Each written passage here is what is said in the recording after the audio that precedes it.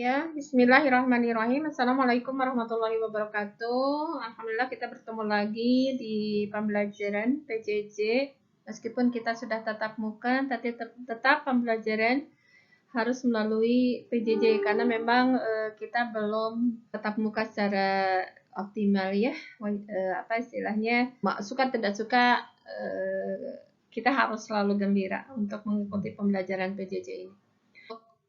Materi selanjutnya adalah tentang struktur Lewis ya. Nah, struktur Lewis ini adalah syarat untuk melanjutkan materi keikatan kimia. Jadi kalian harus paham dulu tentang struktur Lewis. Struktur Lewis itu apa gitu ya.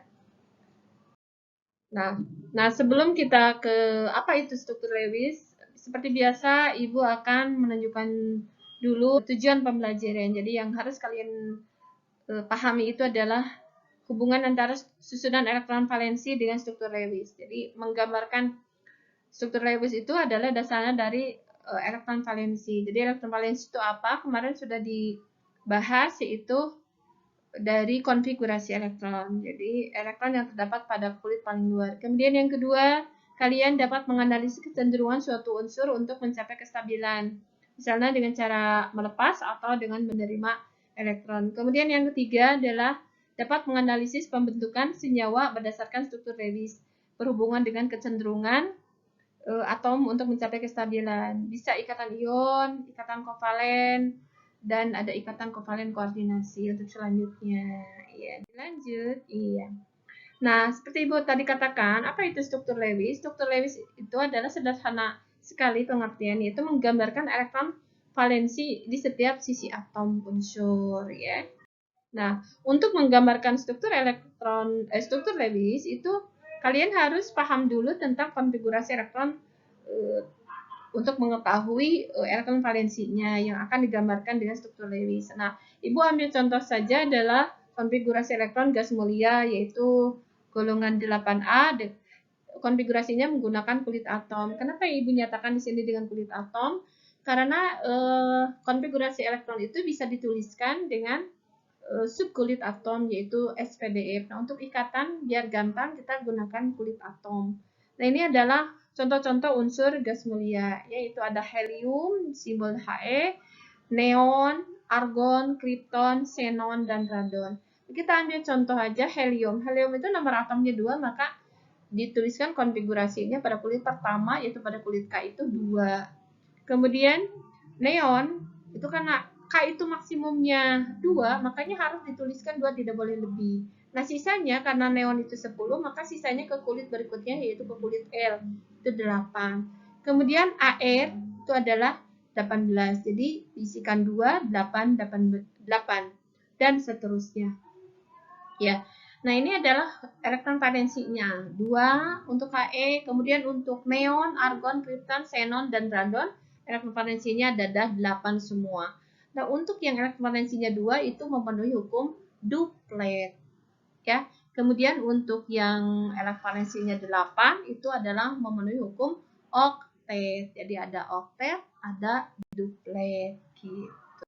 Lanjut. Nah, ini adalah struktur Lewis dari gas mulia yang tadi dituliskan konfigurasi elektronnya. He itu kan ada 2, maka dituliskannya seperti He-nya dituliskan dulu, kemudian sisi-sisinya diisi dengan 2 elektron. Boleh disebar, boleh juga digandeng gitu ya. Kemudian untuk AR, xenon, radon, kripton, dan neon itu adalah 8, semuanya ini berdekatan, jadi 1, 2, 3, 4, kemudian kembali lagi sehingga membentuk pasangan elektron. Maka dari struktur Lewis bisa kelihatan apakah elektron itu sudah berpasangan atau tidak gitu. Kalau ini kan tidak galau karena ada temannya, ini juga tidak galau ada temannya. Jadi gas mulia itu apa istilahnya? Dia secara konfigurasi elektron memiliki konfigurasi yang stabil, maka dia susah berikatan dengan atom unsur lain. Iya. Nah, nanti kalian tuliskan ya kesimpulannya di sini. Kalau kalian menyimak yang barusan Ibu katakan, kalian tahu kesimpulannya ini apa, gitu ya. Lanjut. Nah, bagaimana konfigurasi elektron dan struktur Lewis dari atom unsur selain golongan gas mulia? Misalnya dari golongan 1A sampai 7A gitu ya. Nah, ini ada salah satu contoh aja. Ibu akan memberikan contoh yaitu antara unsur Na yang bernomor atom 1 dan unsur Cl yang bernomor atom 17. Jadi Na itu pada golongan 1A dan Cl pada golongan 7A. Ini bagaimana struktur dan konfigurasinya. Nah, kalian sudah belajar kan konfigurasi. Jadi ini menggunakan kulit sama 281. Berarti elektron valensinya 1. Maka struktur Lewisnya dituliskan Na-nya, kemudian satu elektronnya digambarkan dengan tanda silang. Boleh bulat, boleh tanda silang untuk untuk membedakan aja. Nah, kalau dilihat ini adalah tidak berpasangan. Jadi galau gitu ya. Kemudian untuk Cl juga sama ini 287. Struktur Lewisnya Cl-nya dituliskan ini dengan titik-titik. Jadi kalau mau 1, 2 sisi kanan, sisi atas, sisi bawah, sisi kanan, sisi kiri ya. Kemudian dipasangkan lagi, ternyata setelah dipasangkan ada satu elektron yang tidak berpasangan. Seperti itu. Nah, ini kalau dilihat kesimpulannya masing-masing atom Na dan Cl ini berdasarkan struktur Lewisnya tidak berpasangan. Jadi masih ada elektron yang galau. Nah, untuk menutupi kegalauan itu bagaimana? Atom-atom unsur ini mengadakan suatu ikatan. Dilanjut. Untuk yang kedua adalah atom unsur H dengan atom unsur H yang nomor atomnya 1 dan atom O dengan nomor atom 8. Konfigurasinya bagaimana? Sama aja seperti tadi ya. Jadi H itu 1S1. Ini Ibu pakai subkulit ya supaya kalian bisa juga ya. Jadi kalau mau dipakaikan kulit K, pada kulit K itu 1 ya. Jadi maka struktur Lewisnya bisa digunakan seperti ini. Kemudian O ini juga pakai subkulit. Jadi kalau misalnya pakai kulit cuma 2, 6. Nah, kalau pakai subkulit 1S2, 2S2, 2P6. Jadi pada kulit ke-1 adalah 2, pada kulit kedua ada 6. Struktur Lewis yang dituliskannya adalah pada kulit kedua yaitu ada 6. 1, 2, 3, ya 4. Kembali lagi. Saat ini yang berpasangan. Jadi dilihat dari struktur Lewisnya untuk O itu ada 2 pasang elektron yang berpasangan, ada 2 elektron yang tidak berpasangan.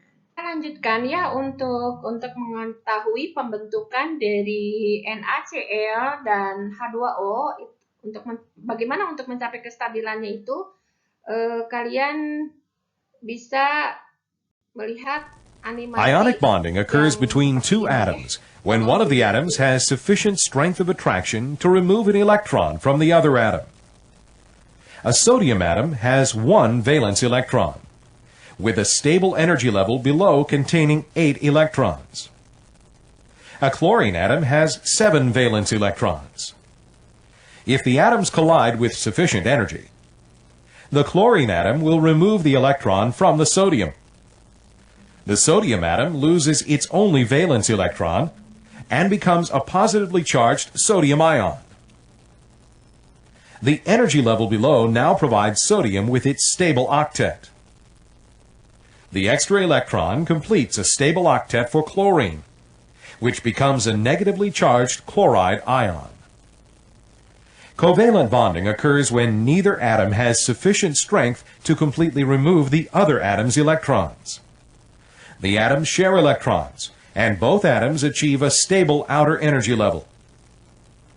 A hydrogen atom with 1 valence electron needs 1 additional electron to complete the first energy level. An oxygen atom has 6 valence electrons and needs 2 additional electrons to complete the second energy level. As the oxygen and hydrogen atoms collide, covalent bonding is accomplished by the sharing of electrons. By sharing an electron pair with the oxygen, the hydrogen completes the noble gas configuration of helium. By sharing with the hydrogen atom, the oxygen atom now has 7 electrons in its energy level, still 1 short of the stable octet condition. A stable octet for oxygen can be completed by sharing an electron with another hydrogen atom.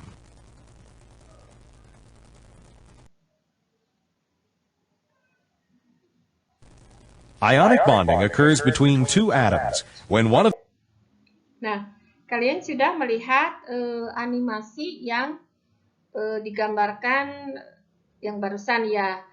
Dan mudah-mudahan kalian bisa menikmati ya, meskipun bahasanya bahasa Inggris ya. Pasti ngerti lah insya Allah. Nah, dari animasi yang tadi, kalian itu gambarkan proses pembentukan ikatan yang terjadi pada senyawa NaCl dan pada senyawa H2O. Tolong digambarkan. Kalau tadi animasinya, sekarang kalian boleh digambarkan ya. Nggak apa-apa, silahkan kalian coba dulu. Kemudian, nah, ini ada evaluasi. Nah, jika ion Na plus dan Cl- berikatan ion membentuk senyawa NaCl atau natrium klorida, atau juga dikenal dengan garam dapur, maka dari data tersebut apakah yang dimaksud dengan ikatan ion pada senyawa NaCl? Tolong kalian jelaskan. Kemudian untuk yang kedua, jika ion H+ dan ion O2- berikatan kovalen membentuk senyawa kovalen tunggal, maka dari data tersebut apakah yang dimaksud dengan ikatan kovalen yang terbentuk pada senyawa H2O? Ya, seperti itu. Jadi mudah-mudahan kalian bisa mengerti apa yang sudah Ibu paparkan sedikit tentang struktur Lewis, konfigurasi elektron, dan tentang ikatan. Jadi untuk pertemuan selanjutnya kita membahas tentang ikatan lebih jelas lagi. Hatur nuhun, selalu semangat dan berdoa. Terima kasih. Wassalamualaikum warahmatullahi wabarakatuh.